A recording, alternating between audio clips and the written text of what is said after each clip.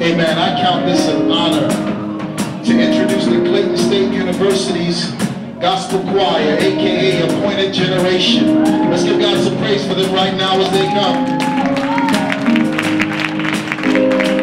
The Clayton State Gospel Choir started in the fall of 2003 as a class selected only to both music and non-music majors in the music department. It was taught by Brother Laurel Frederick during the 2003-2004 school year, after which the gospel choir class was dropped. Mr. Frederick was then called to minister at a church full-time, and soon many founding members were lost due to graduation. The few remaining members tried to remain hopeful that the choir would grow and receive new leadership. In the fall of 2004, Laurel Frederick returned to a choir that had tripled in size and sound. The choir began receiving recognition throughout Clayton State.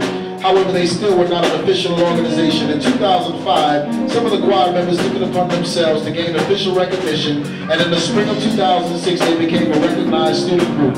Since 2006, the choir has experienced the ups and downs of ministry, but they are steadily rising, becoming better and better. In the fall of 2008, Brother Kobe Wilson became the choir's president and director.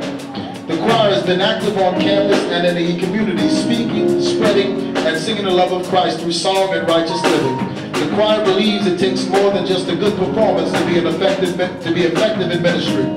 They believe you have to live what you sing about, and that it is how the name Appointed Generation came about. The choir believes that they are called to exemplify what it is like to live a bold, right life while being in college. The choir's mission statement states, "We will be a vessel of hope and inspiration, a positive light leading those to the Lord through our music and lifestyle." And that is just what they are doing. Ladies and gentlemen, put your hands together for Clayton State's own Appointed Generation.